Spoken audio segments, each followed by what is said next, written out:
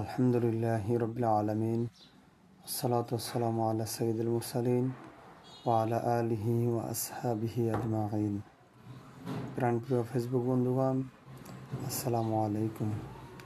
আমরা পবিত্র মাহে রমজান উপলক্ষে অনেকেই অনেক ধরনের প্রস্তুতি নিয়ে থাকি।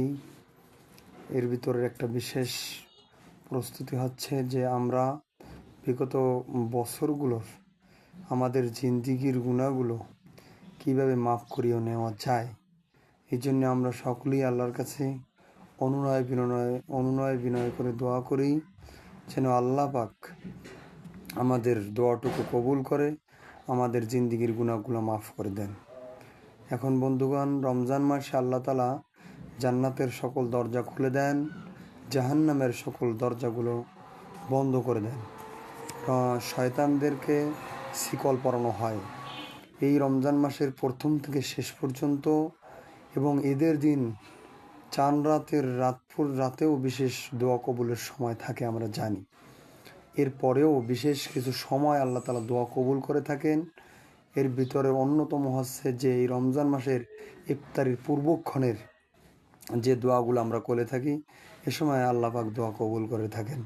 সেহরির নামাজে যখন আমরা উঠি, তাহাজ্জুদের নামাজে, ও সময় শেষ রাতে আল্লাহ তাআলা দোয়া কবুল করে থাকেন। এরপরেও সিজদায় আল্লাহ তাআলা দোয়া কবুল করে থাকেন। ফরজ সালাতের পর দোয়া করলে আল্লাহ তাআলা কবুল করেন।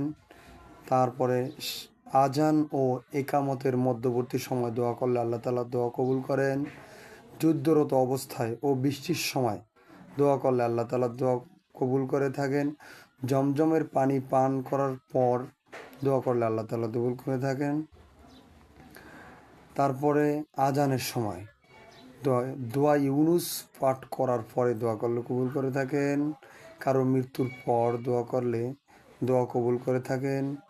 তারপরে আপনার ওযুর পর কালেমায়ে শাহাদাত পাঠ করার পরে আল্লাহ তাআলা দোয়া কবুল করে থাকেন।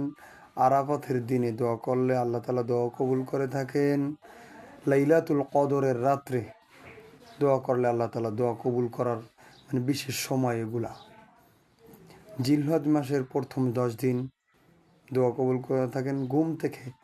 রাত্রে ঘুম থেকে ওঠার পর বিশেষ দোয়া করার পরে, যে রকমের আল্লাহ তাআলার প্রশংসা করার পরে, উজু করার পরে, তাহাজ্জুদের নামাজ পড়ে বা নামাজের আগে আল্লাহ তাআলার প্রশংসা করার পর আল্লাহ তাআলা দোয়া কবুল করে থাকেন।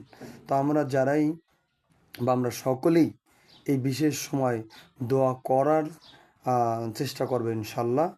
ওয়া আখির দাওয়ানা আলহামদুলিল্লাহি রাব্বিল আলামিন।